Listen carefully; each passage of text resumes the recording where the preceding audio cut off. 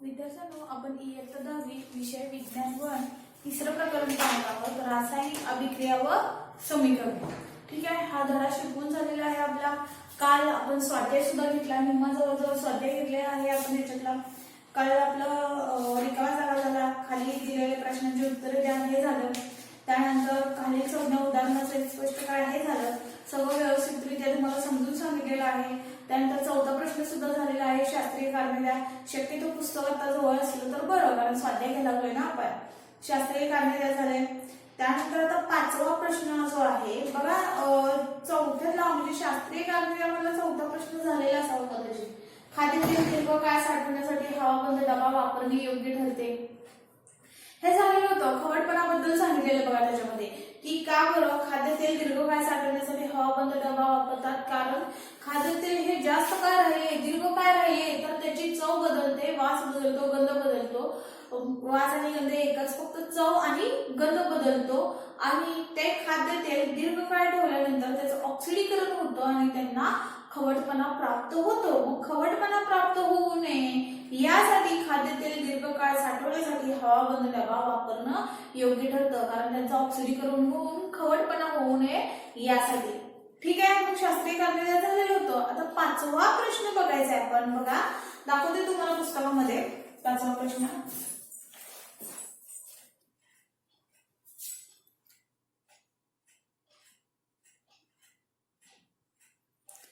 पुढील चित्राचे निरीक्षण करा व रासायनिक अभिक्रिया स्पष्टीकरणासह मांडा. पुढील चित्राचे निरीक्षण करा व रासायनिक अभिक्रिया स्पष्टीकरणासह मांडा. बघा, या चित्रामध्ये तुम्हाला काय काय दिसते बघा बरं. हे आपलं काल परवाच शिकून झालेलं आहे, परवा दिवशी झालेलं आहे शिकून. काय दिसते बरं बघा, की हा लोखंडावरती जमा झालेला गंज दिसतोय, हो की नाही. बघा, पान नंबर 45 वरती आहे. तिसऱ्या धड्यातला स्वाध्याय चाललाय, त्यातला पाचवा प्रश्न आहे. काय आहे की पुढील चित्राचे निरीक्षण करा. या चित्राचं निरीक्षण करायचं आणि काय करायचं आहे, रासायनिक अभिक्रिया स्पष्टीकरणासह मांडायच्या आहेत. ह्या त्यांनी ज्या रासायनिक अभिक्रिया दिलेल्या आहेत त्या स्पष्टीकरण करायचं. त्याचं रासायनिक अभिक्रिया ह्या जे दिलेल्या आहेत त्याचं स्पष्टीकरण द्यायचं आहे. तर नेमकं काय आहे या चित्रामध्ये तर ते आपण पाहूयात. बघा, तुम्हाला काय दिसतंय की हा जो हा पार्ट दिसतोय तो लोह आहे, म्हणजे लोखंड आहे. करड्या कलर मध्ये जे काही दिसतंय ना तुम्हाला ते काय आहे, लोखंड आहे, म्हणजे लोह आहे. लोखंडाला काय होणार आहे, थोड्या दिवसानंतर काही काळानंतर काय होणार आहे, गंज चढणार आहे. तो गंज कोणत्या कलरचा असतो, तांबूस. मग हा जो लोह आहे त्याला काय झालेला, हा तांबूस कलरचा हा गंज चढलेला आहे. तांबूस कलरचा हा थर जमा झालेला आहे, त्याला गंज आपण असे म्हणतो. मग तो जमा झालेला गंज आहे आणि त्याचं रेणूसूत्र काय आहे, काल सांगितलेलं होतं Fe2O3.H2O. हे ह्याचं रेणूसूत्र आहे. या तांबूस रंगाचा जो थर आहे की ज्याला गंज असे म्हणतात, तो जमा झालेला गंजाचे रासायनिक सूत्र आहे Fe2O3.H2O. ठीक आहे. आता त्यानंतर ह्या लोखंडावरती आणखीन काय आहे, एक पाण्याचा थेंब दाखवलेला आहे. मोठा काय दाखवलाय, पाण्याचा थेंब दाखवलेला आहे. काय आहे, पाण्याचा थेंब. आणि यानंतर आता तुम्हाला हे सांगितलं, पाण्याचा थेंब आणि हा जमा झालेला गंज आणि लोखंडाच्या पृष्ठभागाचा काय होतं, त्याचं ऑक्सिडीकरण होतं म्हणून काय, हा ऑक्सिजनशी रिएक्शन झालं बघा, O2. आणि हा काय आहे, हा ह्याच्यावरती गंज जो चढलेला होता, हा त्या गंज चढल्यानंतर त्याचे दोन भाग होतात. गंज चढताना काय लगेच डिरेक्टली ऑक्सिडीकरण होत नाही, लगेच काय म्हणजे लगेच ऑक्सिडीकरण होत नाही, म्हणजे की त्याच्या लोखंडाच्या पृष्ठभागावरती लगेच काय म्हणजे ते डिरेक्टली ऑक्सिजनचा संबंध येतो आणि लगेच गंज चढतो असं नाही. तर त्याच्यामध्ये विद्युत रासायनिक अभिक्रिया होते आणि हा गंज चढत असतो. ठीक आहे. मग हा पाण्याचा थेंब ह्या लोखंडावरती त्याची अभिक्रिया होणार आहे. आणि इथं काय झालेलं दिसते बघा बरं, लिहिलेलं आहे इथं Fe2+ ॲक्वियस, पाण्याचं जे द्रावण आहे त्याची रिएक्शन कुणाबरोबर झालेली आहे, ह्या लोखंडाबरोबर. आणि इथं हा Fe2+ हा तयार झालेला आहे. इथून हा इलेक्ट्रॉन दिलेला आहे. परत हा O2 आहे, ऑक्सिजन बरोबर रिएक्शन झालेली आहे, त्यामुळे इथं हा ऋणाग्र आहे. आणि इकडच्या साईडला हा काय आहे, धनाग्र आहे. त्याचे भाग पडतात ऋणाग्र आणि धनाग्र. मग आता या ऋणाग्र मध्ये काय आहे, O2+H2O+4 इलेक्ट्रॉन.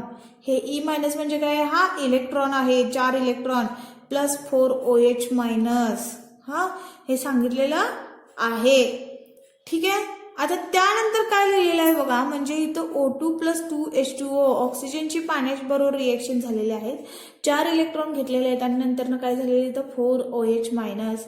त्यानंतर आणखीन इथं एक दाखवलेलं आहे बघा, O2+4H++4E-.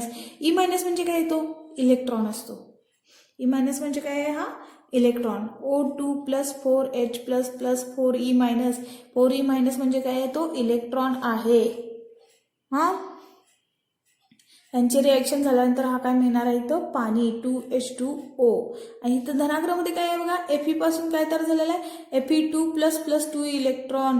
म्हणजे काय, Fe हा आहे फेरस लोखंड, की ज्याच्यापासून हा कशापासून तयार झालेला आहे, Fe2+. याचे 2 इलेक्ट्रॉन काय केलेले आहेत, त्यांना दिलेले आहेत. म्हणजेच काय, 2 इलेक्ट्रॉन गमावलेले आहेत त्यांनी. 2 इलेक्ट्रॉन गमावलेत म्हणून इथं Fe2+ तयार झालेलं आहे. 2 इलेक्ट्रॉन गमावलेत म्हणजे काय, Fe2+ तयार झालेलं आहे. ठीक आहे. मग हा धनाग्र आणि ऋणाग्र भाग झालाय. मग आता ही रासायनिक अभिक्रिया काय करायची आहे, स्पष्टीकरणासहित मांडायची आहे.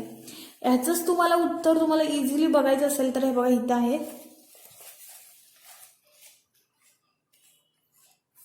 पुस्तक पान नंबर 44 वरती बघा, इथंच आहे. हा इथं प्रश्न आहे आणि त्याचं उत्तर इथंच आहे, लागलंच. पान नंबर 44 वरती आहे बघा. बघूयात आपण काय आहे. तुम्हाला हे परवाच्या लेक्चरमध्ये सुद्धा समजावून सांगितलेलं आहे बघा. हे एवढं घ्यायचं आहे सगळं. त्यात आपण काय बघितलेलं होतं, गंज बघितलेलं होतं.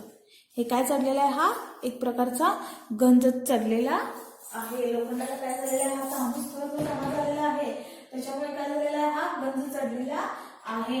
तांबूस थर म्हणजे काय आहे, त्याचा गंज आहे. हा मग आता हे जे आहे ते जी रासायनिक अभिक्रिया जी आहे ती स्पष्टीकरणासहित मांडायची आहे. तर ते बघूयात आता आपण. पहिल्यांदा तुम्ही आधी बघा, गंज किंवा क्षरण म्हणजे आधी आपण बघूयात. हे झालेलं पण आहे, तुम्हाला धडा शिकवताना पण सांगितलेलं आहे. पहिल्यांदा क्षरण म्हणजे काय, क्षरण म्हणजे काय तर वातावरणातील विविध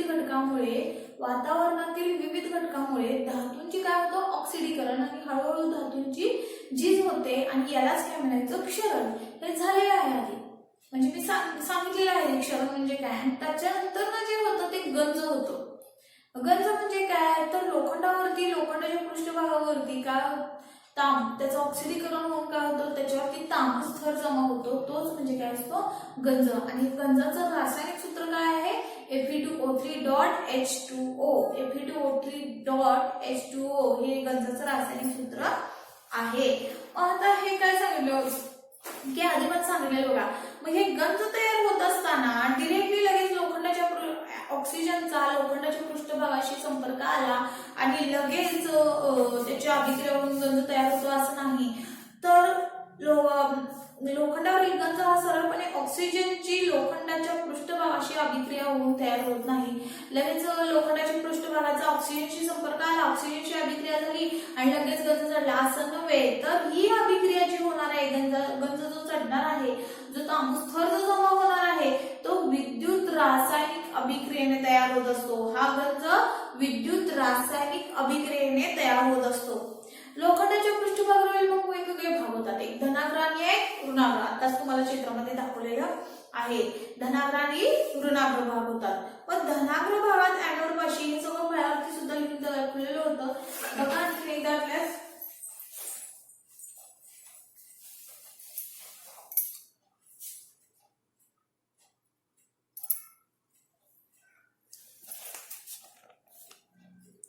धनाग्र भागात ऍनोड पाशी Fe चे ऑक्सिडीकरण होऊन Fe2+ तयार होते. या आधी फळ्यावरती सुद्धा घेतले बरं का मी. मग आता ह्या धनाग्र भागात काय होतं, Feचं काय होणार आहे, Fe2+ आयन तयार होणार आहे. म्हणजे Fe म्हणजे लोखंड की जो सॉलिड म्हणजे स्थायी स्वरूपात असतो, तो काय करणार आहे, इलेक्ट्रॉन गमावणं म्हणजेच काय Fe2+ ऍक्वियस म्हणजेच काय त्याचं द्रावण आणि +2E- म्हणजे काय करतो, तो 2 इलेक्ट्रॉन गमावतो, 2 इलेक्ट्रॉन देतो. म्हणून याच्या डोक्यावरती काय 2+ आयन तयार झालेले आहेत बघा धनाग्र. आणि ऋणाग्र भागात काय होतं की O2चं क्षपन होऊन पाणी तयार होतं बघा. इथं वाटल्यास बघू शकता तुम्ही, ऋणाग्र भागात O2चं काय होणार आहे, क्षपन होणार आहे आणि पाणी तयार होणार आहे. O2चं काय होणार आहे क्षपन आणि इथं पाणी तयार झालेलं आहे बघा, दिसतंय सुद्धा तुम्हाला इथे बघा. O2 plus 4H plus plus 4E minus, म्हणजे यांनी काय केलेले 4 इलेक्ट्रॉन घेतलेले आहेत.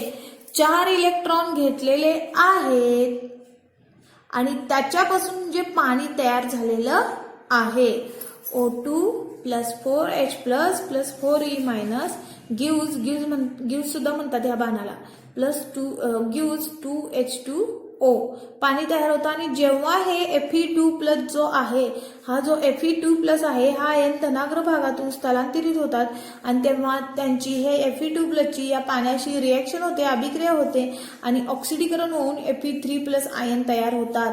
Fe3 प्लस आयनापासून अविद्रव्य असं तांबूस रंगाचं जो गंज जो असतो तो तांबूस रंगाचा असतो नाही, मग ते तांबूस रंगाचे सजल ऑक्साईड तयार होते, यालाच गंज असं म्हणतात. मग 2Fe3 प्लस प्लस 4H2O याच्यापासून Fe2O3 डॉट H2O म्हणजेच काय, हा गंज तयार होतो. काय तयार होतो, हा गंज तयार होतो.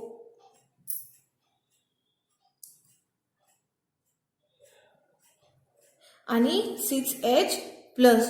मग वातावरणातील ह्या विविध घटकामुळे जे ऑक्सिडीकरण होतं आणि पर्यायाने त्यांची झीज होते याला क्षरण असे म्हणतात. लोखंड गंजतं, त्यावर तांबूस रंगाचा थर जमा होतो, हे लोखंडाचं क्षरणच आहे.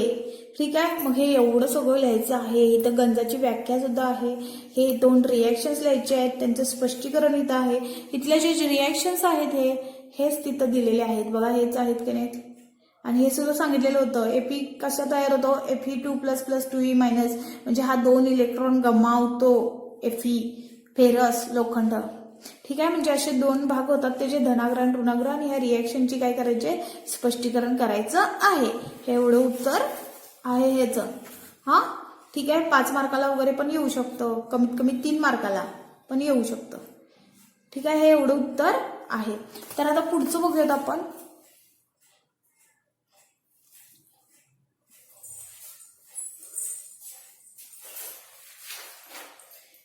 पुढचा 6वा प्रश्न आहे बघा, खालील रासायनिक अभिक्रियेतील कोणत्या अभिकारकाचे ऑक्सिडीकरण व क्षपन होते.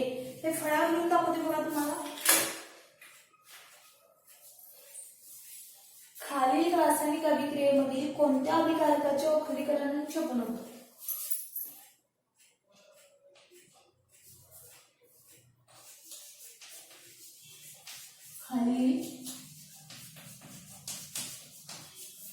खालील अभिक्रियेमधील कोणत्या अभिकारकाचे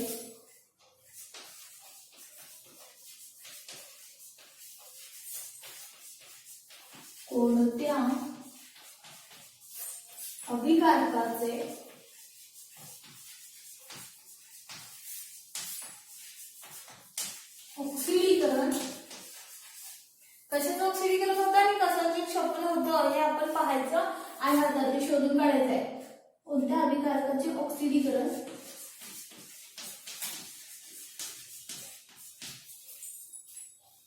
व क्षपन होते.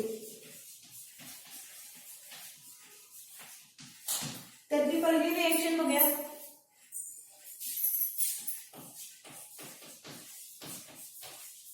Fe plus S FeS, Fe plus S याच्यापासून काय लिहितो FeS. Feचं काय होतं ऑक्सिडीकरण आणि Sचं काय होणार आहे, Sचं काय होणार आहे क्षपन होणार आहे. ठीक आहे, तर आता बघूया त्याचं.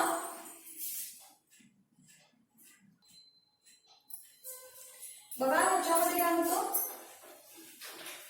या Feचं काय होतं ऑक्सिडीकरण आणि Sचं काय होणार आहे क्षपन होणार आहे. ऑक्सिडीकरण होणार आहे Feचं आताच आपण बघितलं. Fe काय करत असतो, ऑक्सिजन स्वीकारत असतो, हो की, म्हणून त्याचं ऑक्सिडीकरण होतं आणि गंज चढतो त्याला, म्हणजे Feचं काय होतं ऑक्सिडीकरण, ते ऑक्सिडीकरण होतं.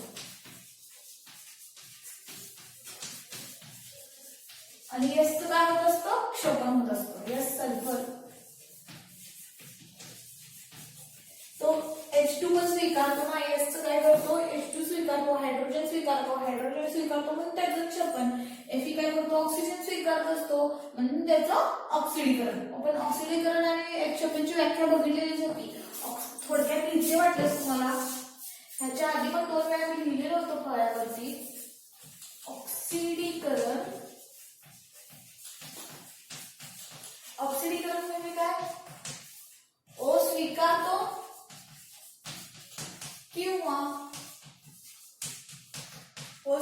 किंवा बरोबरच्या उलट H बाहेर जातो. त्यानंतर क्षपन होतं. क्षपन कसं ओळखायचं? जर का ते संयुग किंवा मूलद्रव्य काय करत असेल, सॉरी, ज्या अभिक्रियेमध्ये हायड्रोजन स्वीकारला जातो किंवा ऑक्सिजन बाहेर टाकला जातो आणि उत्पादित मिळतं, त्यावेळेस सुद्धा काय असतं? ते क्षपन असतं. ठीक आहे. मग ह्याच्यावरून बघा, ऑक्सिडीकरण म्हणजे काय? O स्वीकारतो आणि H बाहेर टाकतो. मग Feचं ऑक्सिडीकरण होतं म्हणजे काय? O हा स्वीकारतो, ऑक्सिजन स्वीकारत असतो. आणि Hचं क्षपन होतं म्हणजे काय? तिथं होत असतं ते H काय करत असतो? H स्वीकारत असतो, हायड्रोजन स्वीकारत असतो, म्हणून त्याचं क्षपन असतं. दुसरं बघूयात उदाहरण आता आपण. 6वा प्रश्न चाललेला आहे आपला, पान नंबर 46. 6वा प्रश्न, त्यातला आ प्रश्न. दुसरा प्रश्न आहे 2Ag2O. बघा, 2Ag2O याच्यापासून काय मिळणार बघा. आता Ag किती झाले बघा, यांचा सहगुणक कशी गुणाकार करायचा असतो. Ag किती आहेत? 2 आहेत आणि त्याचा सहगुणक किती आहे? 2, म्हणजे बेदोगी 4. Ag किती झाले? 4 प्लस O किती आहेत बघा? हे 2 Ag चे पण आहेत, O चे पण आहेत, म्हणजे O किती आहेत? 2, म्हणजे इथं O2 काय झाला? हा O2, आणि O2 हा बाहेर निघून जातो. O2 बाहेर पडत असेल, O2 हा बाहेर पडत असेल तर तो कोण आहे? क्षपन. बघा इथं Ag म्हणजे सिल्वर, ह्या Ag जवळ कोण आहे? O आहे, ऑक्सिजन आहे. अभिक्रियाकारकामध्ये Ag जवळ O आहे, मात्र उत्पादितामध्ये गेल्यावर Ag जवळ O आहे का? नाहीये, तो बाहेर निघून गेलाय. Ag जवळ O नाहीये, तो बाहेर पडलेला आहे. मग O जर का बाहेर पडला असेल तर तो क्षपन असतो. O म्हणजे मग ऑक्सिजन. O जर का बाहेर पडत असेल तर तो कोण आहे? क्षपन. म्हणजे इथं क्षपन होतं आणि ते कोणाचं? Ag2O चं काय होत असतं? क्षपन होत असतं. Ag2O चं काय होणार आहे? क्षपन होणार आहे, कारण का ऑक्सिजन त्याने बाहेर टाकलेला आहे, म्हणून Ag2O चे क्षपन. त्यानंतर तिसरं बघूया आपण रिएक्शन. तिसरी कुठली आहे? 2Mg plus O2. 2Mg plus O2. आता हे दोन्ही काय होणार आहेत? एकत्र येणार आहेत. MgO2 हे काय येणार आहेत? एकत्र येणार आहेत, म्हणजे MgO काय तयार होतो? हा MgO. Mg किती आहेत? मॅग्नेशियम 2 आहेत. O पण किती आहेत? 2. हे पण 2 आहेत, हे पण 2 आहेत. मग हे वेगवेगळे 2 लिहित बसण्यापेक्षा, हा असा लिहित बसण्यापेक्षा काय करायचं? त्या दोघांचं एक कॉमन काढायचं इथं 2, म्हणजे MgO. 2MgO magnesium oxide. तर ह्याच्यामध्ये काय फरक दिसतो बरं तुम्हाला? अभिक्रियाकारकामध्ये Mg जवळ O नाहीये, मात्र उत्पादितामध्ये गेल्यानंतर Mg जवळ O आहे. म्हणजे Mg ने काय केलेलं आहे? उत्पादितामध्ये जाताना काय केलेलं आहे? ऑक्सिजन स्वीकारलेला आहे. मॅग्नेशियमने ऑक्सिजन स्वीकारलेला आहे. ऑक्सिजन स्वीकारलेला असेल तर तो ऑक्सिडीकरण असतो. आणि कोण स्वीकारलाय बरं? मॅग्नेशियम. मग Mg चे ऑक्सिडीकरण, कारण का तर त्यांनी O स्वीकारलेला आहे. काय केलेलं आहे त्यांनी? O स्वीकारलेला आहे. वाटल्यास तुम्ही असं पण लिहू शकता, Mg चे ऑक्सिडीकरण म्हणजे O स्वीकारला लिहू शकता. काय नाही. Ag2O चे क्षपन म्हणजे Ag ने काय केलेलं आहे? O ला बाहेर काढलेला आहे, म्हणजे तो O बाहेर लिहिते.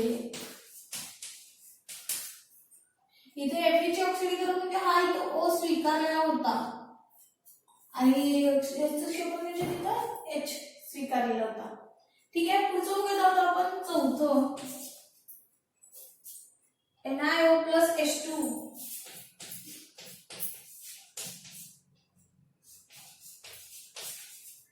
NiO प्लस H2 याच्यापासून काय मिळणार आहे बघा? Ni हा वेगळा होणार आहे, O हा H2 बरोबर जाणार आहे, म्हणजे H2O. बघा काय सांगते? H2O. यामध्ये बघा Ni जवळ O आहे, अभिक्रिया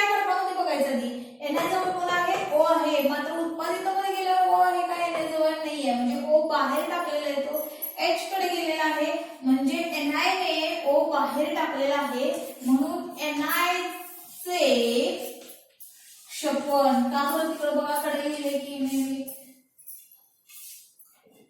का झालंय बरं इथं ओ बाहेर टाकलेला आहे म्हणून ओ बाहेर NI जवळ ओ होता मात्र उत्पादितामध्ये अभिक्रियाकारकामध्ये NI जवळ ओ होता मात्र उत्पादितामध्ये गेल्यानंतर NI जवळ ओ नाही आहे ओ बाहेर पडला म्हणजे NI चे क्षपण झालेलं आहे ओ बाहेर म्हणजे काय असतो तो क्षपण असतो ठीक आहे अशा प्रकारे तुम्हाला हे सगळं कोणत्या अभिकारकाचे ऑक्सिडीकरण आणि क्षपण होतं हे सांगितलेलं आहे याच्यावरून मला एक जरा सांगा हे सगळ्या अभिक्रिया कुठल्या आहेत बघूया अभिक्रियेचे प्रकार बघूया हे ऑक्सिडीकरण क्षपण तर तुम्हाला कळालं असेल आता इथं बघा हे दोन किंवा अधिक अभिक्रियाकारक आहेत आणि उत्पादित किती आहे एकच दोन अभिक्रियाकारक आणि उत्पादित एकच म्हणजे संयोग अभिक्रिया पण आहे ठीक आहे आणि Fe चं ऑक्सिडीकरण होत असतं आणि S चं क्षपण होत असतं त्यानंतर Ag2O gives 4Ag plus O2 बघा अभिक्रियाकारक किती आहेत एकच आहेत उत्पादित किती आहेत दोन म्हणजे ज्यावेळेस अभिक्रियाकारक एकाच अभिक्रियाकारकापासून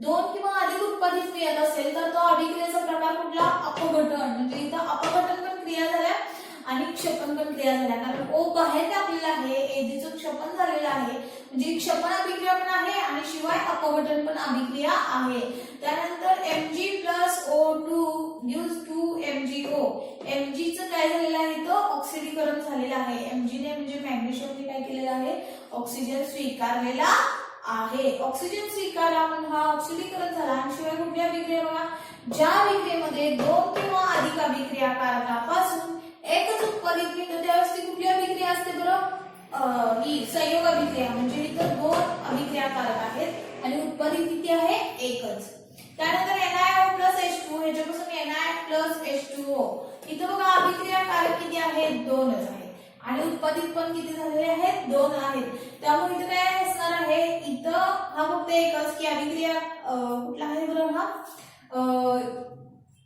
NiO पासून इथं उत्पादितामध्ये गेल्यावर NI जवळ O नाहीये O बाहेर म्हणून ही कुठली आहे नुसतं क्षपण अभिक्रिया आहे अशा प्रकारे हे ऑक्सिडीकरण आहे का क्षपण आणि ते कशाद्वारे झालेलं आहे हे ओळखण्यासाठी मदत होते ठीक आहे पुढचा प्रश्न बघूयात आता आपण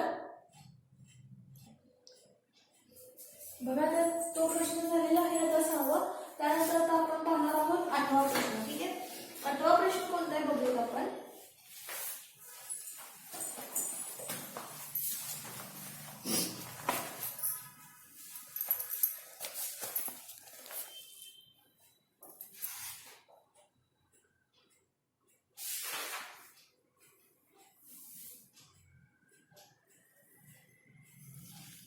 आठवा प्रश्न पान नंबर 46 खालील रासायनिक अभिक्रिया उष्माग्राही आहेत का उष्मादायी ते ओळखा ह्या रासायनिक अभिक्रिया दिलेल्या आहेत तुम्हाला ठीक आहे ह्या रासायनिक अभिक्रियेवरून ना तुम्हाला काय करायचंय तो उष्माग्राही आहे का उष्मादायी आणि कसं लगेच ओळखायचं हे सुद्धा तुम्हाला मी सांगितलेलं होतं तर आता आपण बघूया तेच तोपर्यंत मी लिहिता तुम्हाला व्याख्या सुद्धा सांगते तुम्हाला व्याख्या सुद्धा पाठ सुद्धा झालेले असतील तर तो उष्माग्राही आहे का उष्मादायी हे ओळखण्यासाठी आधी तुम्हाला व्याख्या माहिती असायला पाहिजे उष्माग्राहीची व्याख्या काय की ज्या रासायनिक अभिक्रियेमध्ये उष्णता ग्राह्य केली जाते ती उष्माग्राही अभिक्रिया असते आणि ज्या अभिक्रियेमध्ये उष्णता बाहेर टाकली जाते ती अभिक्रिया म्हणजे उष्मादायी असते मग ह्या ज्या 4 अभिक्रिया दिलेल्या आहेत की ज्याच्यामध्ये उष्माग्राही असणार आहे का उष्मादायी असणार आहे ते बघूया दायी म्हणजे उष्णता बाहेर टाकली म्हणजे तापमानात वाढ झाली आणि तेच जर का ग्राह्य असेल तर तापमानात काय होते घट आणि तो काय होत असतो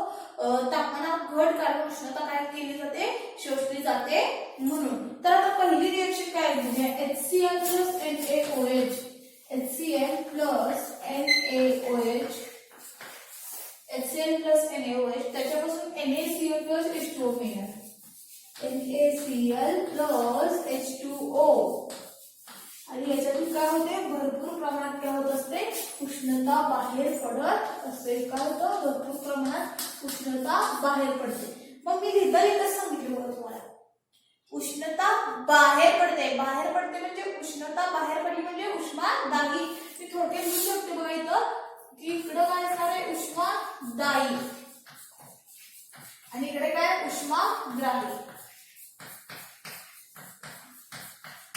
उष्माग्राही जाते,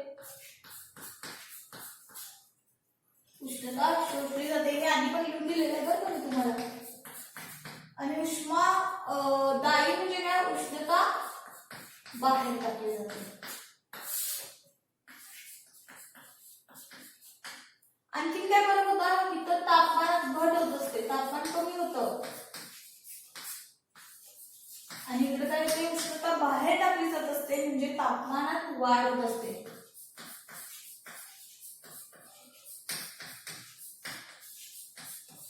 आणि ओळखायचं कसं सांगितलं तुम्हाला, ती उष्माग्राही आहे का उष्मादायी. बाणाच्या, हा जो बाण असतो इकडे अभिक्रियाकारक असतं, इकडे उत्पादित असतं. बाणाच्या इकडे जर का उष्णता असेल, ओळखायचं कसं, हे सोपी हिंट सांगते. बाणाच्या डाव्या साईडला इकडे उष्णता असेल लिहिलेलं तर ती उष्माग्राही असते. आणि बाणाच्या उजव्या साईडला लिहिलेलं असेल तर उष्णता, तर ती काय असते, उष्मादायी. आणखी एक ओळखण्यासाठी उपाय म्हणजे हा इथं एक असतो, हा हिट, म्हणजे ही उष्माग्राहीच असते. आणि इकडच्या साईडला असेल ना, शक्यतो नसतं, परंतु असलं तरी इथं प्लस जर का असं त्रिकोण दिला तर तो काय असणार आहे, उष्णतेचं चिन्ह आहे. म्हणजे ह्याच्यावरून तुम्हाला हिंट दिलेली आहे, त्याच्यावरून तुम्ही ओळखू शकता की ते उष्माग्राही आहे का उष्मादायी.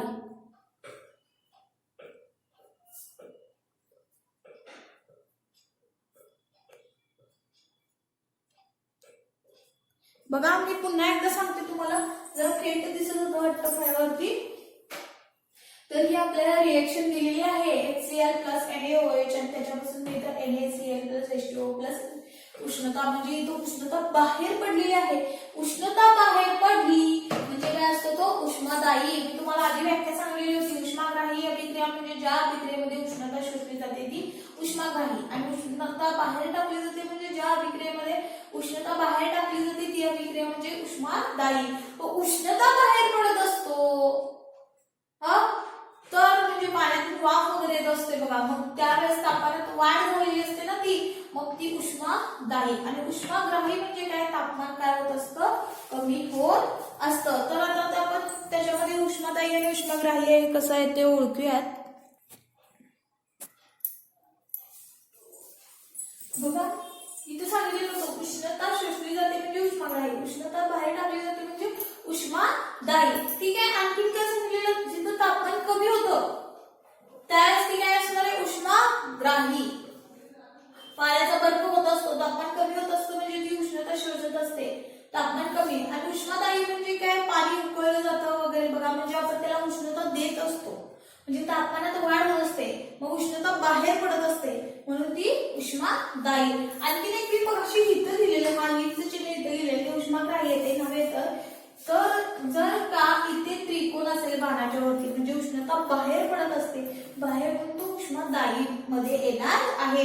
त्रिकोण आहे उष्माग्राही लिहू नका, इथं बाणाच्या वरती असेल तर, म्हणजे इकडे अभिक्रियाकारक असतो, इकडे उत्पादित असतो नाही, मग इथं बाणाच्या वरती त्रिकोण हे कशाचं चिन्ह आहे, उष्णताचं चिन्ह आहे. मग हे त्रिकोणच्या वरती दिलेलं असतं म्हणजे उष्णता त्याला देत असतात, म्हणजे त्याच्यातून उष्णता बाहेर पडत असते आणि तापमानात वाढ होत असतो म्हणून तो काय असणार आहे, उष्मादायी. तर हे पहिल्या अभिक्रियेमध्ये बघा, मग काय त्याच्यावरून ओळखू शकता, उष्णता बाहेर पडली म्हणजे काय, ही उष्मादायी अभिक्रिया आहे. हायड्रोक्लोरिक अम्लाची अभिक्रिया कोणाबरोबर झालेली आहे, सोडियम हायड्रॉक्साईड बरोबर झालेली आहे. त्याच्यापासून NaCl मिळतं, हा Na आणि हा Cl एकत्र येतो आणि राहतो कोण बघा बरं, हा Na आणि हा Cl एकत्र आल्यानंतर OH प्लस H म्हणजे काय, हा OH आणि हा H एकत्र आल्यानंतर काय तयार होणार आहे, H2O. आणि उष्णता बाहेर पडते म्हणजेच काय आहे, ती उष्मादायी अभिक्रिया आहे. पुढची अभिक्रिया बघूया कुठल्या,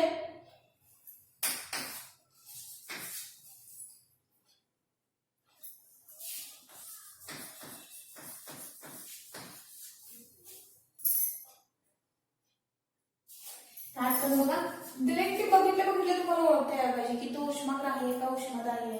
तिकडे बघा वाटलं असतं मी काय लिहून दिलेलं आहे ते.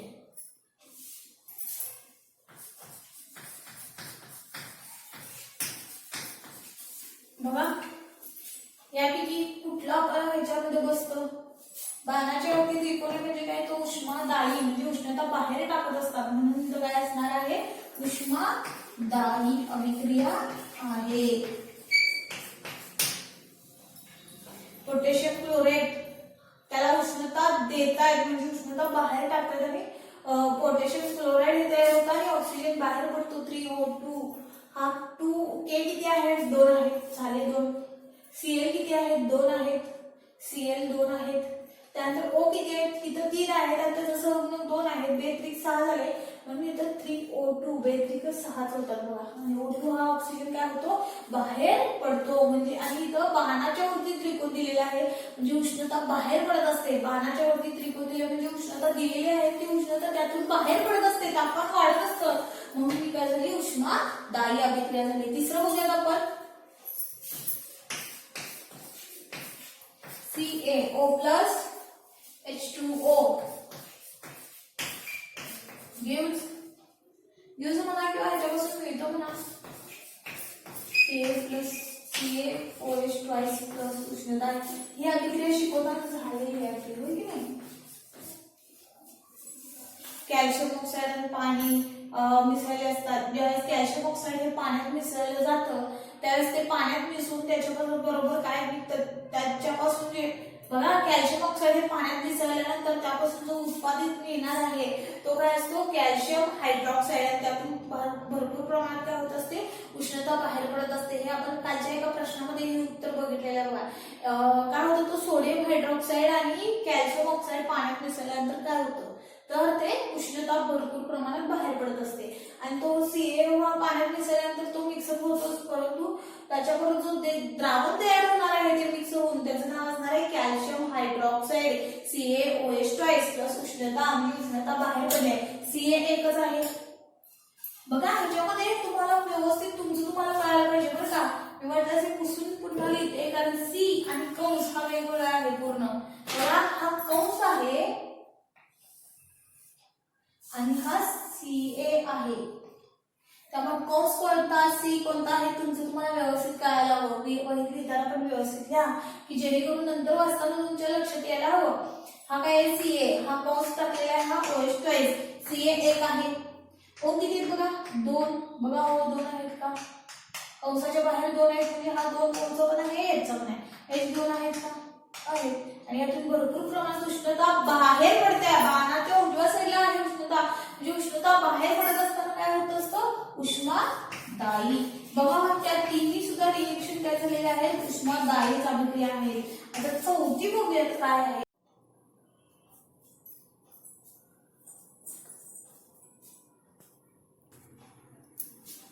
चौथी रिएक्शन काय आहे CaCO3 calcium carbonate CaCO3 calcium carbonate आतापर्यंत शिकवताना तिसऱ्यांदा तरी येत असेल चुनखडी अभिक्रिया त्याला उष्णता दिलेली आहे उष्णता दिली बाणाच्या वरती उष्णतेचं चिन्ह आहे म्हणजे उष्णता दिली म्हणजे तापमानात वाढ होणार आहे म्हणजे लगेच ओळखायचं की ती उष्णदायी अभिक्रिया आहे आणि याच्यातून काय काय होत असतं CaO या अभिक्रिया झाल्यावर काय त्यातून CO2 वायू बाहेर पडतो माहिती काय की जेणेकरून चुनखडी काय होत असते पांढरीची दुधी बनते आठवते का ही चुनखडी असते त्याला उष्णता देतात 2 टेस्ट ट्यूब असतात 2 परीक्षा नळी असतात की ज्याच्यामध्ये CaCO3 कॅल्शियम कार्बोनेट टाकलेलं असतं त्याला त्या पहिल्या परीक्षा नळीला उष्णता देतात मग त्या रबरी नळीतून काय होत असतं त्या वक्र नळीतून कार्बन डायऑक्साईड बाहेर पडतो की ज्या कार्बन डायऑक्साईड बाहेर पडल्यामुळे तो दुसऱ्या टेस्ट ट्यूब मध्ये त्या वक्र नळीतून जातो चुनखडीमध्ये आणि ती चुनखडी काय होत असते पांढरी होती ती दुधी बनते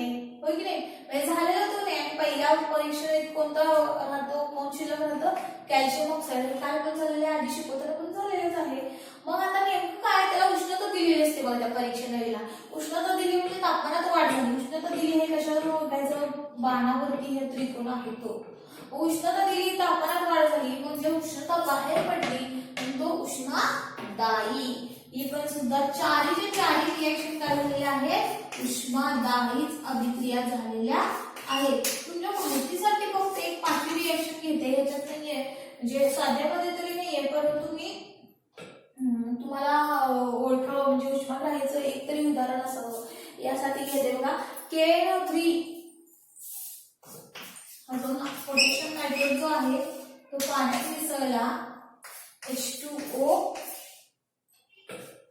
हा आणि त्यामध्ये काय असणार आहे उष्णता ग्राह्य केली जाते आणि आणि हा KNO3 राहतो. तो काय आहे? उष्मग्राही अभिक्रिया आहे. कसं काय वाटलं? बाणाच्या तर डाव्या साईडला उष्णता असेल तर ती काय आहे? उष्मग्राही अभिक्रिया. ही काय आहे? उष्मग्राही अभिक्रिया. अशा प्रकारे तुम्हाला 4-5 रिएक्शन दिलेले आहेत की तुम्ही ओळखायचे आहे की तो उष्मग्राही आहे अभिक्रिया की उष्मादायी. बघा समजते काय काय शंका असली तर बघा या सगळ्या वर्षाच्या आधी उष्मादायी आहे. एक 5वी एक्स्ट्रा घेतलेली आहे रिएक्शन की जी बाणाच्या डाव्या साईडला उष्णता लिहिली असेल तर ती कोणती रिएक्शन असते? कोणती अभिक्रिया असते? उष्माग्राही. अशा प्रकारे हा कितवा प्रश्न झालेला आहे? 8वा प्रश्न झालेला आहे. त्यानंतर आपण पुढचा प्रश्न बघूया. 9वा. पुढील तक्ता जुळवा. अतिशय सोपा आहे. हा जरा सोडवून घ्यायला पाहिजे बघा.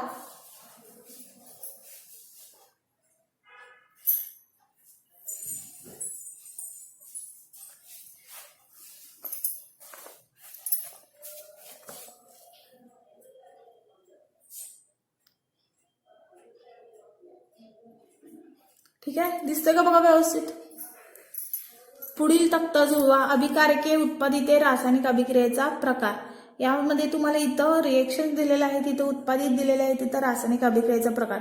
हे अतिशय सोपं आहे. तुम्हाला सोडून दाखवते वाटल्यास तुम्ही इझिली डिरेक्टली बघण्यासाठी तुम्हाला अजून काही म्हणजे तुम्हाला समजायला हवंच, परंतु डिरेक्टली तुम्ही इझिली बघताना बघा अक्षर सेम आहेत का बघायचं. BaSO4 BA म्हणजे त्या संयुग किंवा मूलद्रव्यांशी जुळतंय का बघायचं. इथं BA आहे, इथं BA आहे, इथं SO4 आहे, इथं SO4 आहे, ZnCl2, इथं ZnCl2 आहे. म्हणजे हे पहिल्याचं हे तिसरं येते. 2AgCl बघा कुठे दिसते का? बघा इथं 2AgCl. Ag पण 2 आहेत, Cl पण 2 आहेत. तो इथं आहे बघा. CaSO4 प्लस Fe बघा कुठं आहे का? CaSO4 कुठे दिसतोय का बघा. हा इथं Cu आहे, हा SO4 आहे आणि हा Fe इथं आहे.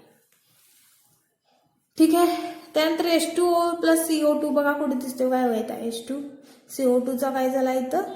इथला एक होता ना, त्यामुळे इथं CO3 म्हणजे ह्याचं हे येणार आहे पहिलं लास्टचं आणि पहिलं हे जोडलं जातं. आणि त्यानंतर अभिक्रियेचा प्रकार तो कसा येतो हे आपण पाहणारच आहोत आता. फळ्यावरती त्यासाठी लिहून काढूयात हे, आणि तुम्हाला म्हणजे मला व्यवस्थित समजवता येईल यासाठी. ठीक आहे.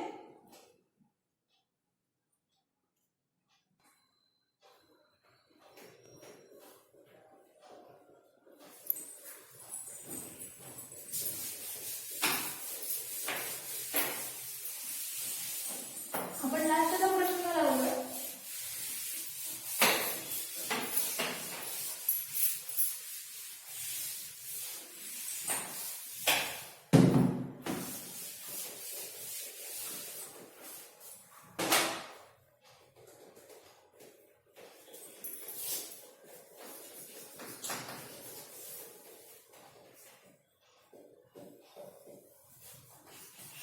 मी ना पूर्ण तक्ता असं लिहिते म्हणजे पहिल्याचा आधी आपण सोडून घेऊयात अभिकारके.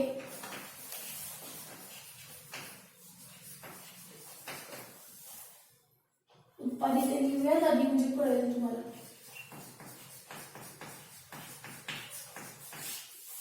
खाली एक एक सोडून दाखवते. अभिक्रियेचा प्रकार.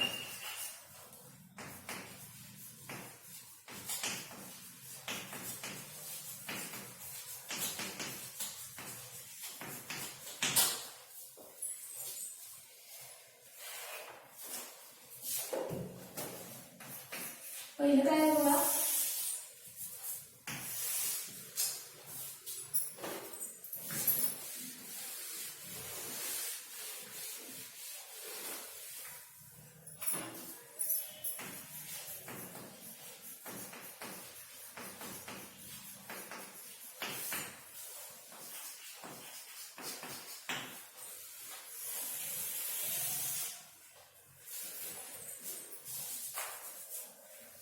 पहिला जो आहे तो BaCl2 plus ZnSO4. BaCl2 plus ZnSO4. ती डिरेक्टली उत्तर लिहिते बरं का. हा तो प्रश्न लिहित बसत नाही. तर त्याच्यामध्ये आता मी तुम्हाला पुस्तकात दाखवलेलं की कशाचं काय येतं, तर डिरेक्टली मी पुढे लिहिते BaSO4 प्लस ZnCl2 आणि ते कसं येते मी तुम्हाला खाली सोडूनच दाखवते. याचं उत्तर आहे BaSO4 आणि BaSO4 हा अवक्षेप राहतो. अवक्षेप चिन्ह आलं की कुठली अभिक्रिया बरं? दुहेरी विस्थापन. तर ते कसं येणार ते बघूया. मुद्दामच तुम्हाला खालीचं बाणाचे चिन्ह दिलेलं आहे. बाणाचे चिन्ह म्हणजे अवक्षेप. अवक्षेप आले की दुहेरी विस्थापन असतो. डिरेक्टली लिहिते मी आता दुहेरी विस्थापन.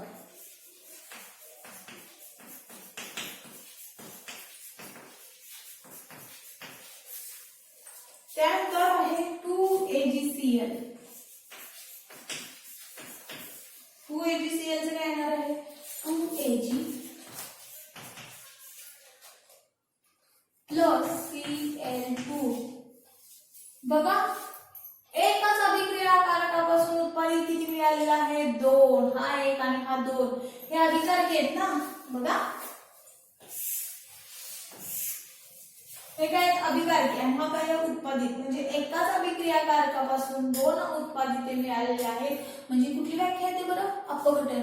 ज्या अभिक्रियेमध्ये एकाच अभिक्रियाकारकापासून 2 किंवा अधिक उत्पादिते मिळतात त्यावेळेस ती अभिक्रिया असते ती अपघटन. म्हणून तुला काय सांगितलं अपघटन. हे तुम्हाला ओळखता यायला पाहिजे बरं का. हा बाबा ती कुठली अभिक्रिया आहे अपघटन आहे संयोग आहे का कुठली आहे.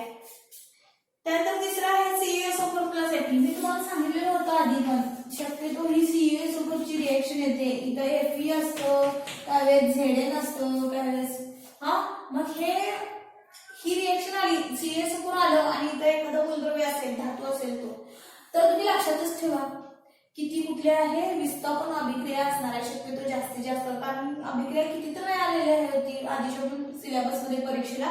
CuSO4 प्लस Fe च्या ऐवजी इथं Zn टाकतात तिथं मात्र इथं CuSO4 असतो. मग इथं काय होतं CuSO4 प्लस Fe. मी आता ह्याच्यातून फक्त तुमचं तुम्ही लिहायचंय बरं का. काय बघा बरं विस्थापन अभिक्रिया आठवते का. विस्थापन लिहिते वाटल्यासाठी. विस्थापन अभिक्रिया म्हणजे काय व्याख्या सांगा बरं. विस्थापन म्हणजे तो त्याची जागा बदलतो. कोण कुणाची जागा बदलतो बरं. ज्या अभिक्रियेमध्ये जास्त क्रियाशील असलेले मूलद्रव्य कुणाची जागा घेतो कमी अभिक्रियाशील मूलद्रव्यांची. म्हणजे ज्या अभिक्रियेमध्ये कमी क्रियाशील असलेल्या मूलद्रव्यांच्या आयनांची जागा जास्त क्रियाशील असलेला मूलद्रव्य हा स्वतः आयन बनवून घेतो त्यास ती विस्थापन अभिक्रिया येत होती बघा. आठवते का सांगितलेलं. मग हे काय करणार आहे हा जागा बदलणार आहे बघा. Cu ला बाहेर टाकतो. हा काय करतो Cu ला बाहेर टाकतो आणि Fe हा Cu जवळ जाऊन बसतो. म्हणजे FeSO4 कसं काय बघा. जास्त क्रियाशील कोण झाला Fe. Cu पेक्षा Fe जास्त क्रियाशील झाला. कसं काय Fe म्हणजे कोण लोखंड लोह. Cu म्हणजे कोण तांबे. गंजतो कोण पटकन सांगा बरं. जास्त क्रियाशील वाला का कमी क्रियाशील वाला. जास्त क्रियाशील वाला मूलद्रव्य काय करतो लगेच गंजतो. म्हणजे त्याचं लगेच क्षरण होतं कारण बाहेरील घटकाशी त्याचा संबंध येतो. जास्त क्रियाशील कोण आहे Fe का Cu. Fe आहे. मग Fe काय करतो Cu ची जागा घेतो आणि आपण काय करतो SO4 जवळ बसतो. Cu हा ची जागा बदलली. म्हणजे जास्त क्रियाशील वाला काय केला कमी क्रियाशील वाल्याची जागा घेतला स्वतः आयन म्हणून. ठीक आहे. मी आणखी रिएक्शन दाखवणारच आहे खाली त्यावेळेस सुद्धा सांगते. चौथा आहे H2O plus CO2. H2O plus CO2 H2O plus CO2 याच्यापासून मिळणार आहे H2CO3. बघा बरं अभिक्रियाकारक किती आहेत 2. उत्पादित किती आहे एकच. याच्यावरून तुम्ही काय वापरू शकता की 2 किंवा अधिक अभिक्रियाकारकापासून एकच उत्पादित मिळतं त्यावेळेस ती कुठली अभिक्रिया असते संयोग अभिक्रिया. अशा प्रकारे आपल्या इथं थोड्या झालेला आहे. कशा प्रकारे हे उत्तर आलेले आहेत ते आपण आता बघूया. एक रिएक्शन लिहूया. BaCl2 प्लस ZnSO4 याच्यापासून मिळणार आहे Ba वरती प्लस प्लस असतं बरं का. Ba वरती काय असतो प्लस प्लस आणि SO4 वरती काय असतो मायनस मायनस. मग हे काय करतात आयनांची अदला बदल. दुहेरी विस्थापनाची व्याख्या माहिती आहे का. हे उत्तर काय आहे दुहेरी विस्थापन. दुहेरी विस्थापनाची काय व्याख्या होती ज्या अभिक्रियामध्ये आयनांची अदला बदल होतो आणि होते आणि अवक्षेप तयार होतं तर ती अभिक्रिया म्हणजे काय असते दुहेरी विस्थापन अभिक्रिया. ज्या अभिक्रियेमध्ये आयनांची अदला बदल होऊन एक अवक्षेपण तयार होतं तो म्हणजे काय असणार आहे दुहेरी विस्थापन अभिक्रिया. मग अवक्षेपण तयार झाले की नाही. मग अवक्षेप तयार झालेला आहे आयनांची अदला बदल झालेला आहे. Cl वरती मायनस असतो Zn वरती प्लस असतो Bl वरती प्लस प्लस असतं Zn वरती प्लस आणि SO4 वरती मायनस मायनस असतं. मग हे काय होतं आयनांची अदला बदल मग हा काय होतो BaSO4 प्लस राहिलो कोण Zn आणि हा Cl2 तर ZnCl2 आणि अवक्षेप कुठला आहे बरं हा आयनांच्या बदल झाले की तर हा काय आहे हा अवक्षेप हा खाली बाण करून दाखवतात खाली बाण करून आलं उत्पादितामध्ये अवक्षेप राहतो म्हणजे खाली बाण केलं उत्पादितामध्ये तर लक्षात ठेवायचं तो दुहेरी विस्थापन अशा प्रकारे लक्षात ठेवू शकता तुम्ही इथं बाण आला खाली अवक्षेप राहिलेला म्हणजे तो दुहेरी विस्थापन ठीक आहे हे उत्तर कळालं तुम्हाला कळालं आता पुढचं बघूया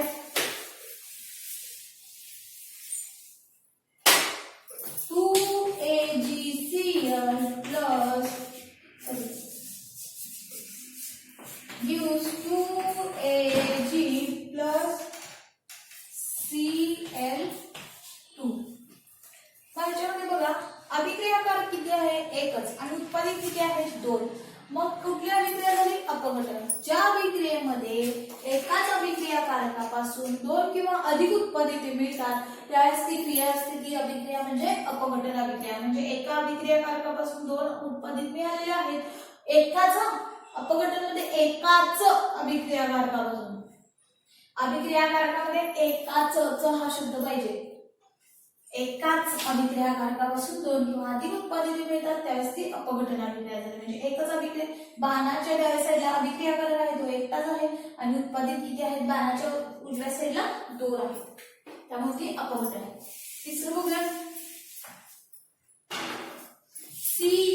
CuSO4 प्लस Fe आता सांगितलं बरं तुम्हाला Cu आणि Fe हे काय आहे स्पष्ट दिसत नसेल तर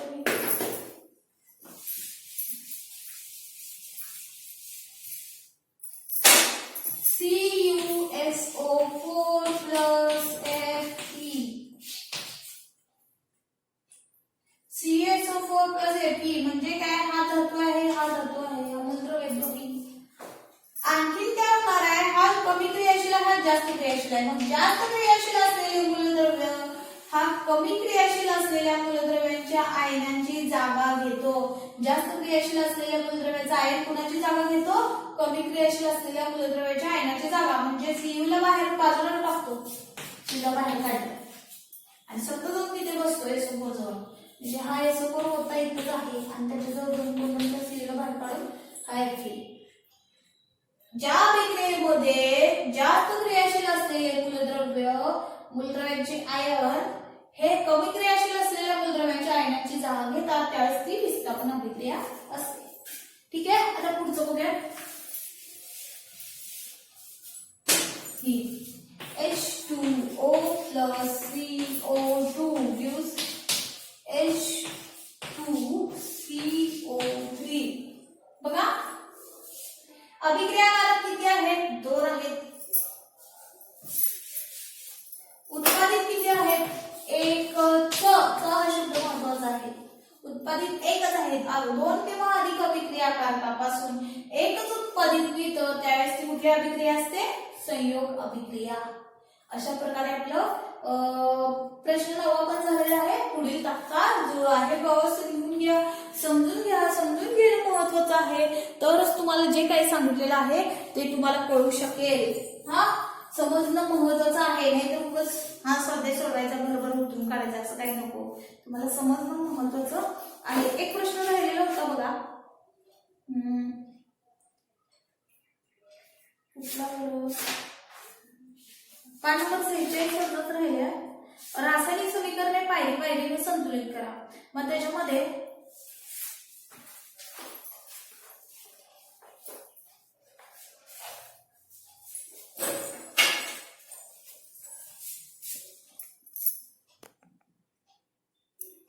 बघा पुढील रासायनिक समीकरणे पायरीने संतुलित करा यामध्ये 4 रिएक्शन आहेत व्यवस्थितरित्या बघा ही फक्त समीकरण संतुलित करायची म्हणजे काय अभिकारके आणि उत्पादित यामधील अणूंची संख्या त्या मूलद्रव्यांच्या अणूंची संख्या त्या मूलद्रव्यांच्या अणूंची संख्या ही काय पाहिजे सेम पाहिजे इथे H2 आहे इथे H2 आहे S2 आहे S1च आहे बघा इथं फक्त O किती आहेत इथे 7 इथं 1 8 आणि इथं 4 आहेत म्हणजे हे समीकरण संतुलित नाही आहे, ते सगळे तुम्हाला काय करायचंय, संतुलित करायचं आहे.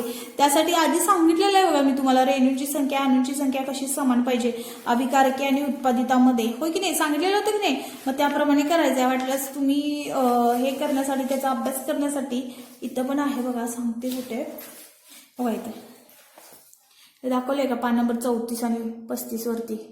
हे अशा प्रकारे करायचं आहे. अणूंची संख्या, मूलद्रव्य, मग परत कितीने गुणाला लागतं, सहगुणक वगैरे अशा प्रकारे हे सोडवायचं आहे. ते फार मोठं म्हणजे ते सगळ्या पायऱ्या वगैरे लिहून करायच्या असतात, त्या व्यवस्थितरित्या तुम्ही बघून करा आणि हे समीकरण काय करा, संतुलित करा. 4च रिएक्शन आहेत, अतिशय सोपे आहेत. आता सोडून सोडून तुम्हाला पण पाठ झाला असेल, तुम्हाला येऊ शकत असेल तर व्यवस्थितरित्या काय करा, ते रासायनिक समीकरण संतुलित करा. अशा प्रकारे स्वाध्याय झालेला आहे. 7वा तेवढं तुम्हाला सांगितलेलं आहे, आता सोडवायला तो ह्याचा अभ्यास आहे. बाकीचं पूर्ण स्वाध्याय करून घेतलेला आहे. इथं फक्त 7वा प्रश्न जो आहे तुम्ही आता सोडवण्यासाठी ट्राय करा. त्यानंतर काही शंका असतील तर बघा, व्यवस्थितरित्या धडा वाचा, रिएक्शन सगळ्या सोडवायला, रिएक्शन सोडवणं तिची प्रॅक्टिस करा. मूलद्रव्याची नावं सुद्धा हळूहळू तुम्हाला पाठ झालीच असतील, कोणाची व्हायची असतील तर रिएक्शन सोडवा, तुम्हाला हळूहळू नावे सुद्धा पाठ व्हायला लागतात. ठीक आहे, अशा प्रकारे हा धडा इथे संपलेला आहे. राहिलेले पुढचं जे असेल ते नेक्स्ट लेक्चरला आपण पाहू. ठीक आहे, हे व्यवस्थितरित्या बघा, लिहून काढा सगळं वहीमध्ये. स्वाध्याय सोडवा आता तिसऱ्या धड्याचा पूर्ण धडा व्यवस्थित वाचा, व्याख्या वगैरे सगळे पाठ करा. ठीक आहे, राहिलेला आपण पुढच्या लेक्चरला पाहूया.